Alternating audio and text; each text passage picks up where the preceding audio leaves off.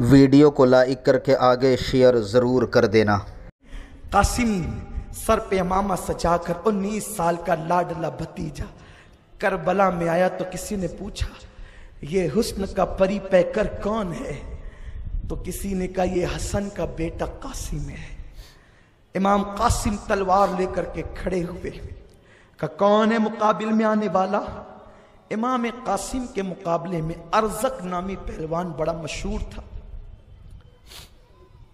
दमिश्क यानी शाम के इलाके में उसकी बड़े चर्चे थे, बहुत चर्चे थे उसके। इराक और शाम में उसकी एक अजीब धाक थी।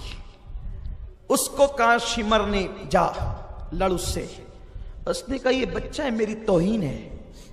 तो उसने पहले अपने एक बेटे को भेजा। इमाम ने उसके 2 टुकड़े एक बार में किए।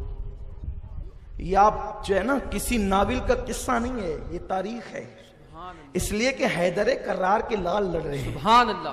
मोहम्मद मुस्तफ़ा के फूल, मोहम्मद मुस्तफ़ा के बाग के सब फूल ऐसे हैं वो बिन पानी के तर रहते हैं, मुरझाया नहीं करते।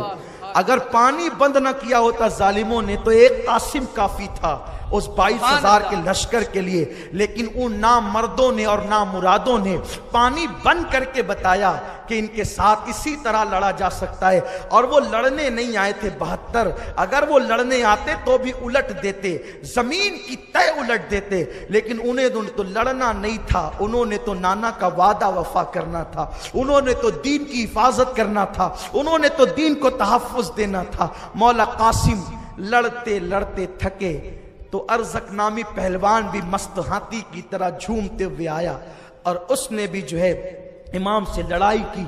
मौला कासिम ने उसके भी टुकड़े किए। शिमर जिल जोशन उस पलीद लईन ने कहा, उस बदबख्त ने कहा कि एक काम करो, एक एक करके जाओगे तो ये पूरे लश्कर को पूरा पड़ेगा। अली का पोता है, हसन का बेटा है, हुसैन का भतीजा है, चारों तरफ से घेर लो। 1000 लोगों ने एक साथ घेरा और इतनी तकलीफ उन लोगों को हुई थी, इतना नुकसान पहुंचाया था हजरत कासिम ने कि एक साथ जब 1000 के लश्कर ने चारों तरफ से घेरा तो किसी ने पत्थर मारे, किसी ने तीर मारे, किसी ने तलवार का वार किया। और एक अजीब सी गर्द करबला के मैदान में जब उठी, मौला इमाम कासिम घोड़े से जमीन पे आया। हसन पाक का बेटा जब जमीन पे आया तो आवाज दी, चचा मेरी खबर लेना। हुजूर इमाम आली मकाम उस गर्द के अंदर से आवाज जो आई थी, मेरी खबर लेना। तो आप जो है थोड़ा ताखीर से किसी सबब से खैमे से निकले। उतने टाइम में उन लोगों ने इमाम कासिम के लाश का सरे अकदस को तन से जुदा कर दिया और उतने टाइम में उन्होंने घोड़ों से इमाम कासिम के जिस्म को इतना कुचला, इतना कुचला, इतना कुचला कि जिस वक्त इमाम कासिम की लाश तक मौला हुसैन पहुंचे तो 19 साल का वो बेटा हजरत इमाम कासिम जो भतीजे थे, इमाम हुसैन ने उनको सीने से लगाया तो कुचल कुचल करके आपका लाशा इतना लंबा हो गया था कि जब आप सीने से लगा करके अपने भतीजे का लाशा ला रहे थे तो उनके पैर जमीन पर रगड़ते थे। सैयदा ज़ैनब ने देखा, हाय मेरा भतीजा। जब लाशा रखा तो हजरत ज़ैनब आई, भैया अपनी बहन की कोई बात तो तूने कभी काटी नहीं, कभी टाली नहीं। हाँ, आज मेरी सुनेगा? जी बहन क्या बात है?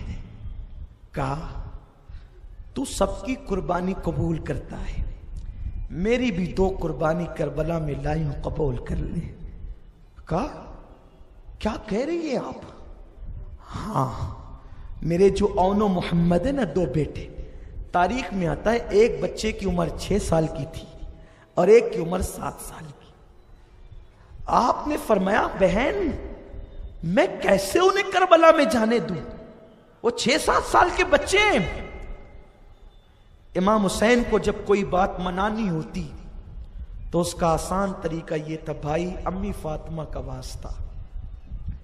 जैसे ही ज़ैनब ने भाई का हाथ पकड़ के कहा, भैया अम्मी फातिमा का वास्ता, मेरे बच्चे भी कुर्बान हो जाने देना।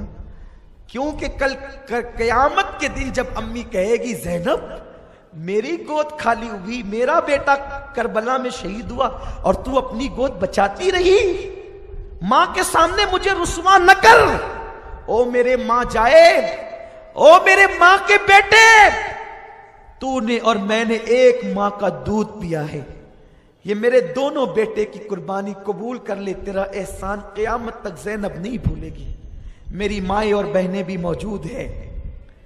ये बहनें माएँ, सास बहू की सीरियल देखने वाली मेरी माएँ और बहनें, फिल्मों में बेपर्दा जाने वाली मेरी माएँ और बहनें, गाने सुनने वाली, फिल्में देखने वाली मेरी माएँ और बहनें, मैं उनसे पूछना चाहता हूं, ज़ैनब ज़हन दे रही है कि अल्लाह का दीन इतना कीमती है कि उसके लिए अगर गोद उजाड़नी पड़े तो उजाड़ दो। ज़ैनब तुम्हें पैगाम दे रही है, ज़ैनब तुम्हें ज़हन दे रही है। सिर्फ दास्तान करबला सुनकर आंसू बहाकर चले न जाना।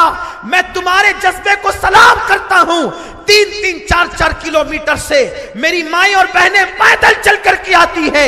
मैं रात की तारीकियों में इनके लिए दुआ करता हूं, लेकिन उनसे यह भी कहता हूं सिर्फ सुन करके मत जाओ, अमल करने वाली बनो, पर्दे की पाबंद बनो, नमाज की पाबंद बनो, शरीयत की पाबंद बनो, दीन की पाबंद बनो, कनीज़े ज़ैनब बन जाओ, कनीज़े फातिमा बन जाओ। सैयदा ज़ैनब ने कहा भैया मेरी कुर्बानी कबूल कर ले। कहा बहन 6-7 साल के बच्चों को मैं कैसे भेजूं करबला में? फातिमा का वास्ता, फातिमा का वास्ता, मुझे रुस्वा न कर। फातिमा पूछेगी तो मैं जवाब क्या दूंगी? इतना सुनना था। कहा ठीक है, कभी तेरी बात को मैंने ना न कहा, ठीक है, ठीक है, भेज दे, भेज दे। अब उस बहन को मैं खिराज किस अल्फाज में पेश करूं? 6 और 7 साल का बच्चा ज़ैनब हाथ पकड़ करके किनारे को हटती है और अपने हाथ से अपने बच्चों को अमामा बांधती है। छोटी छोटी तलवारें ज़ैनब मदीने से लाई थी, जैसे कि पहले से कोई प्लान हो कि करबला में जब हुसैन शहीद होगा, कासिम जब बड़ी बड़ी तलवारें लेकर के जाएगा, अकबर जब तलवारें लेकर के जाएगा, तो मेरे छोटे बच्चे बड़ी तलवारों का बोझ उठा न सकेंगे। छोटी छोटी तलवारें पहले से छुपा लाई थी। ए ज़ैनब तेरी अजमतों को सलाम, तेरी पाकीज़गी को सलाम, तेरे जज्बे को सलाम। तूने फातिमा के दूध का हक अदा किया है। जैसे नबी की बेटियों में फातिमा की कोई मिसाल नहीं, वैसे फातिमा की बेटियों में ज़ैनब तेरी कोई मिसाल नहीं। क़यामत तक तेरा इस्लाम पे एहसान रहेगा ज़ैनब। ए आका ज़ैनब तू सुन रही है, तेरी रूह को सलाम, तेरे मज़ार को सलाम। अल्लाह क़यामत तक तेरे मज़ार पे रहमत और नूर की बरसात करे। तूने वो तारीख रकम की है और तूने वो ज़हन दिया है कि औरत सिर्फ घर के कपड़े धुलने वाली का नाम नहीं, औरत सिर्फ घर के बर्तन धुलने वाली का नाम नहीं, औरत उसका नाम है कि वो दीन बचाने के लिए अपनी गोद भी उजाड़ देती है। ये ज़ैनब है। सैयदा ज़ैनब ने नन्ही नन्ही तलवारें बच्चों को दी। बेटा जाओ मामू को आखिरी सलाम करो और करबला में जाना। देखो बेटा तुम्हारा दादा जाफर तैयार है। जाफर तैयार, ये जाफर तैयार कौन है? मौला अली के सगे बड़े भाई हैं। अब बहुत बहादुर थे। जंग मौता में इनकी शहादत हुई। बहुत बहादुर थे ये। इंशाल्लाह कभी इनकी बहादुरी पे हम गुफ्तगू करेंगे। अल्लाह ने तौफीक दी तो अपनी जिंदगी यही है, इन आकाओं का जिक्र करें और अपनी बिगड़ी बनाते चलें, तकदीर संभालते चलें। जाफर तैयार तुम्हारा दादा है। बेटा घबराना नहीं, मुकाबला करना। माँ ने दुआएं दी। जब वो रुखसत कर रही थी तो वो फातिमा की बेटी थी। जब वो रुखसत कर रही थी तो फातिह खैबर अली की बेटी थी। इतना हौसला था। जब नन्ही तलवारें लटका करके शहजादे चले हैं तो शिमर ने, लईन ने पुकारा हुसैन जवान खत्म हो गए, बच्चों को भेज रहा है। हुसैन अब उसको क्या समझाएं कि यहां तो बहन मां के वास्ते दे रही है। जब बच्चे मैदान में आए तो कहा खबरदार मामू की बेअदबी न करना, पलीद तू आ मैदान में अगर तुझ में हिम्मत है। तुम्हें बच्चा समझता है? हम अली के घर के बच्चे हैं। अरे जिसे दूध मिला है अली की बेटी का और जिसका खून जाफर तैयार का है, फिर देख वहां कैसी बहादुरी है। जब इतने सख्त जुमले कर रहे बच्चों ने कहा तो फिर उन जालिमों ने कहा कि एक काम करो, इनको चारों तरफ से घेर लो। ज़ैनब तसव्वुर में करबला आ जाए। सैयदा ज़ैनब का हुजरा में खैमा में देख रहा हूं कि मैंने उसकी जियारत की है। आज भी करबला में हज़रत ज़ैनब का खैमा मौजूद है, आज भी मौजूद है। जहां पर उनका खैमा लगा था वहां पर एक गुंबद बना दिया गया है और मैदान करबला जंग कहाँ हुई थी वो निशान भी मौजूद है। अल्लाह आप सबको भी वो दिन दिखाए और अल्लाह मुझे भी बार बार नसीब फरमाए। सैयदा ज़ैनब खैमे पे खड़ी है, सर पे चादर डालकर और हाथ को आंख पर रख करके देख रही है।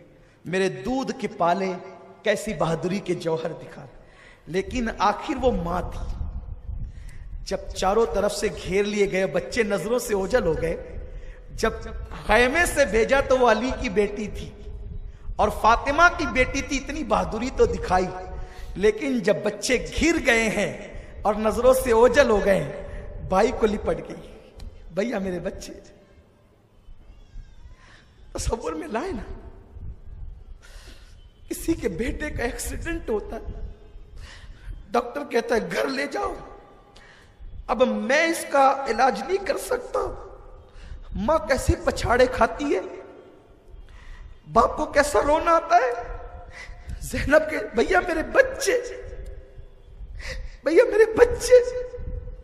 अभी तीसरी बार अपना बच्चा ना कहने पाई थी कि आवाज आई, हुसैन ले जा अपने भांजों का लाशा। मौला हुसैन जब गए तो दोनों भांजों को सीने से लगाकर घर की तरफ लाए और बहुत तकलीफ थी मौला हुसैन को। रोते हुए आए।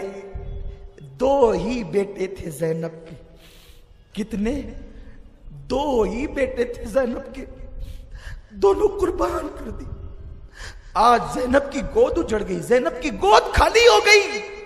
सैयदा ज़ैनब के पास मौला हुसैन आते हैं और बहन की गोद की तरफ उन लाशों को बढ़ाते हैं। ज़ैनब अपने भाई का मुंह तक के कहते हैं, हुसैन मेरी कुर्बानी तूने कबूल कर ली। मौला हुसैन पर वो कैफियत तारी हुई कि मैं उसका जिक्र नहीं कर सकता, मैं उसको नहीं बता सकता। अल्लाह ताला मुझे आप सबको इन आकाओं की खैरात नसीब फरमाए। वक्त खत्म हो गया है। अब अगर कल जेटी में के प्रोग्राम में आप जल्दी आते तो कल का इस साल का आखिरी प्रोग्राम है शहादत का। जल्दी आते हैं तो मैं जल्दी बैठ जाऊंगा। कोशिश करूंगा कि 8 बजे बयान शुरू ही हो जाए।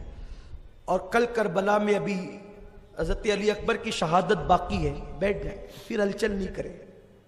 हज़रत अली अकबर की शहादत बाकी है, हज़रत अली असगर की शहादत, खुद हज़रत मौला हुसैन की शहादत बाकी है। तो मेरी गुजारिश है कि कल जल्दी आ जाएं। मैं पूरी कोशिश करके, चाहे वो कल हम इंशाअल्लाह मौला हुसैन के करम से करबला के बाद के भी वाक़यात ले लेंगे, शहादत भी ले लेंगे। और अभी फौरी बाद इंशाअल्लाह मरकज़ पर मनकबती महफिल है, उसमें आप ज़रूर भी ज़रूर तशरीफ़ लाएं। वो 11:30 बजे तक चलेगी। और इंशाअल्लाह कल की महफिल खास इसलिए होगी कि कल की महफिल पर हम इंशाअल्लाह 5 प्रोग्राम में हमने मुख्तसर दुआ की है, कल के प्रोग्राम में खुसूसी दुआ हम करेंगे इंशाअल्लाह। तो आप उसमें तशरीफ़ लाएं। और वादी नूर के आलमी इज्तिमा को याद रखें, 11, 12, 13 दिसंबर पूरे शहर को चलना इंशाअल्लाह। वमा अलैना इल्लल बलाग। अगर अच्छा लगा हो तो लाइक करके आगे शेयर ज़रूर कर देना। अल्लाह हाफिज़।